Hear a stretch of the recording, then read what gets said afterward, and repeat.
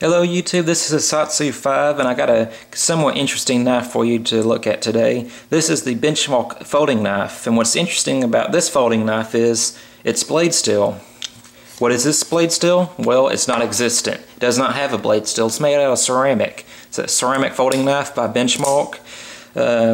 Its blade length, let's check this out real quick, is a little bit over 3 inches. And it's just a good EDC blade. Like I said, it is ceramic.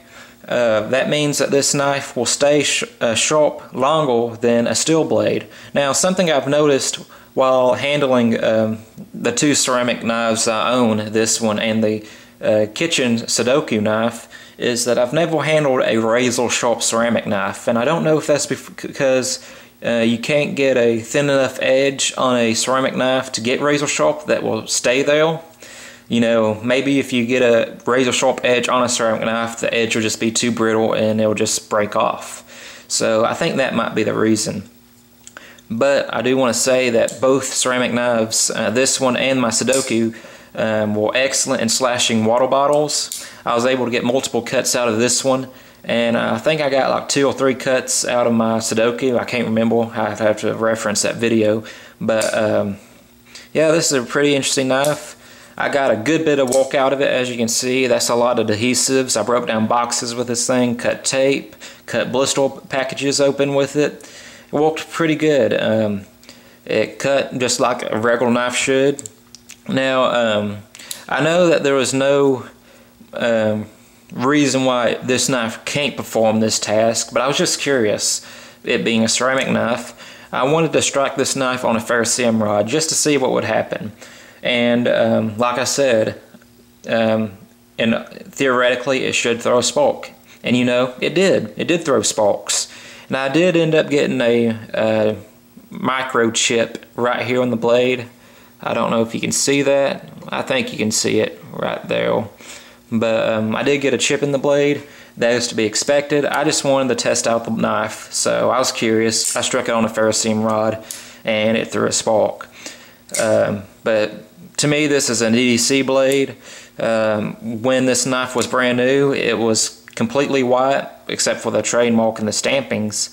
But it did have all this adhesives on it, and it's a pretty attractive looking blade. Had a bone overlay on this side of the handle. Unfortunately, it's a tip down carrying knife, so you know, you have to deal with that. I prefer tip up. But another bad thing about this knife, it's not really a bad thing, it's I'm pretty sure I can fix this. I just wanted to test this knife as is out of the box, so I didn't mess with it. But it has no blade retention out of the box. And what I mean by that, when you shake the knife, the blade comes out.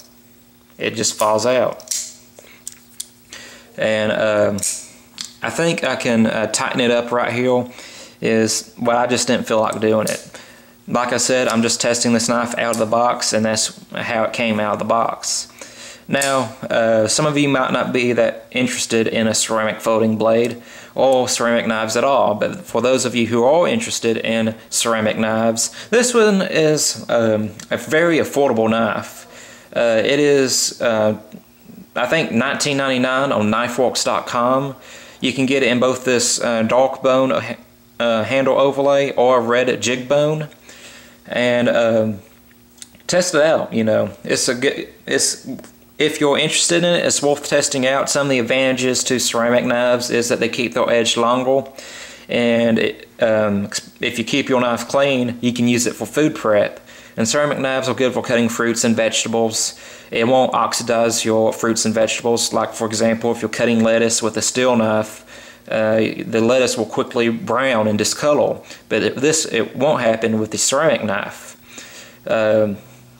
So those are the major advantages. Now, something you can't do with this knife, or you're not supposed to do, you're not supposed to cut frozen food, bone, or very hard cheeses, or hard cutting mediums. This knife is extremely hard and extremely brittle. It will snap on you.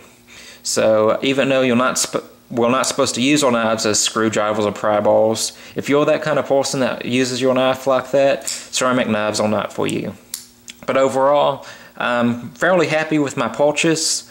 Like I said, it wasn't a big investment. It was around $20. I can't remember what shipping and handling was, but $20, tested out. I was fairly happy with it.